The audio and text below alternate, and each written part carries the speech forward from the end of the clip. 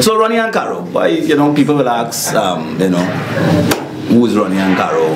What about Ronnie and Caro when they started and all that? Well, basically, Ronnie and Caro officially started in terms of mass in 2004. That's right, 4, 5, 6, 7. Right, good. 2004, we started bringing out sections with a band called Masquerade, and we did 2 years with them. The first year we got like about 35 people, and the second year we got like about 70 something, 80 people. So we did 2 years with Masquerade, and wanting to branch off and move on to bigger things, so to speak, I approached Big Mike, which is Mike Antoine, who's the band leader of Legacy. So I approached him about coming across to him, and he said no problem. The meeting actually lasted about maybe 2 minutes.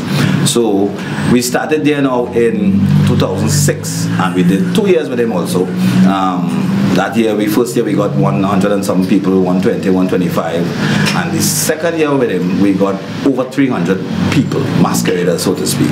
And I mean, from there, the masqueraders that played with us that particular year, you know, inveigled us to, you know, branch off and do our own band, which we started in 2008. So 2008 was the birth of Ronnie and Caro, the mass band. You know, before that was just Ronnie and Caro bringing a section. So, you know, 2008 we played the golf, and that went well. And so we started with a little 400, 500 people, and we grow. You know, started off by winning the medium band of the year though. Actually, that first year we won the medium band category, and went on to win that particular prize 9, 10, 11, 12. Yeah, 12. So we won the medium all them years and went into the large. 2012 was a little discrepancy between with the NCBA, where they adjusted the numbers in the various categories. So Downtown left the medium category at under 1,000, and NCBA, which is Savannah, they shifted their rules and said that after 600 you would be a large band.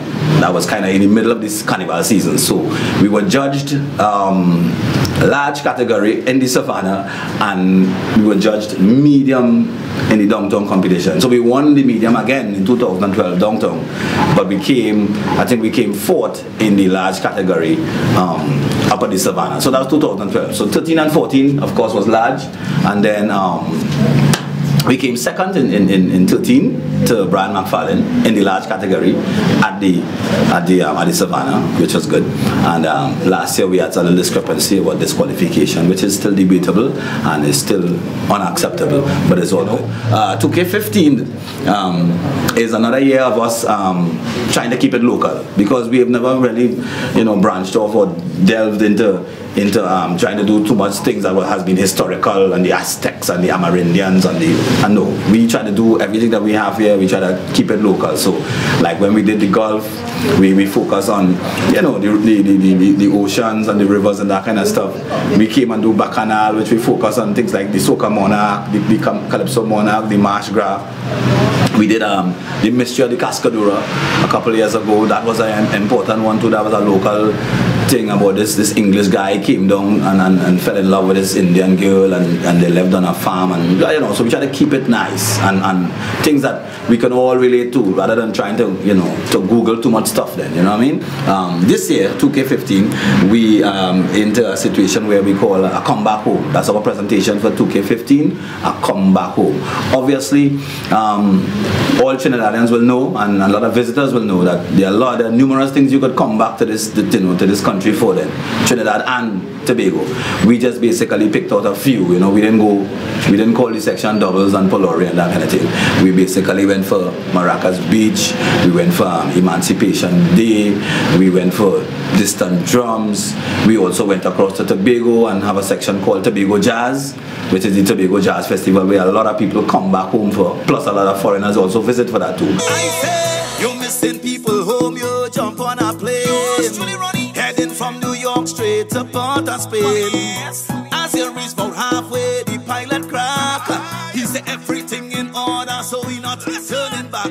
I come back home, cause I love to drink me rum. I come back home. local and to give you an update as to how things have been going for us in terms of registrations and all that. Of course, we launched in July 2014. Normally launch around August every year, but we did July for some reason, which sort of worked out for us because of the fact that we had this Ebola scare, so to speak. So registrations took off with a bang as usual. So we had a nice August and a nice September, and then up came the quote-unquote Ebola scare, which I personally feel a lot of people was premature in their comments, you know, for attacking Carnival on the whole. Then, so you know, late September, early October came this Ebola scare, and for some reason, people in authority just chose to say, cancel Carnival. You know, nobody spoke about what we're gonna do to prevent, what we're gonna do when people come in, because people were coming in and out, and you know, nobody was asking questions. They just choose to attack Carnival. So Carnival is this February, but in October we are talking about, you know, canceling Carnival.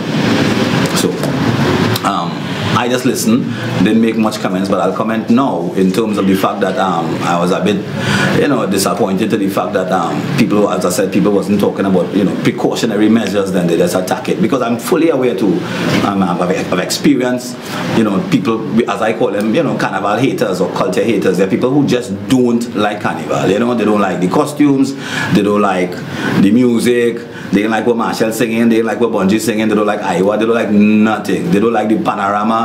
They find some problem with the March Gras. They say the Monday and Tuesday the parade. You know, people just jump on the wall. Everybody have a, you know, a lot of people have a problem with this, you know, Carnival situation. Not taking into consideration that the contribution, you know, that Carnival itself makes in terms of the, you know, in terms of the economy, you know, employment, whatever you want to call it. You know, a lot of people depend on Carnival, so they jumped to the gun and pick up the loudspeaker and was all over the place talking about they're going to shut down Carnival, which I just listened and realized that, you know, I know they're talking out of time. And anyway, one of the comments that was made from even one of the heads of NCC was like, you know, they think we should cancel Carnival, which was, you know, premature and out of time, as I said again. So, but October and November was basically, you know, 2 difficult months for Carnival, for mass, for band leaders, for everything, you know what I mean? And that came, and as I said, that has passed, and the bubble right now in the camp is amazing. Those who wasn't thinking about playing, those who changed their mind from playing, well, of course, you know, now their mind changed back, and the camp now is like as if you're now launched. So we have a couple of sections that were sold out in the August September period, and then we had a little lull. But so now they're coming back in, and sections looking to, you know, close down quickly as we speak. So that's where we're at now, and looking forward to, you know, everything else that Carnival has to offer in terms of the experience. In terms of production is on schedule because we had no choice but to continue production in the slow months, meaning October, November. We had no choice. You couldn't stop production and wait until the people come. You know, you had to continue making your costumes and hope that they come. But we were confident, and as I said, they're coming, and they're coming in fast and furious. So we would probably sell out before Carnival is here anyway. So I still perform, you know, from time to time, selectively. You know, I will do a couple of all-inclusives, you know, a couple of foreign engagements, you know, if the call pops up and it is, you know, conducive to what I'm feeling right now, you know. I also have a song out for 2K15, you can check it out on YouTube.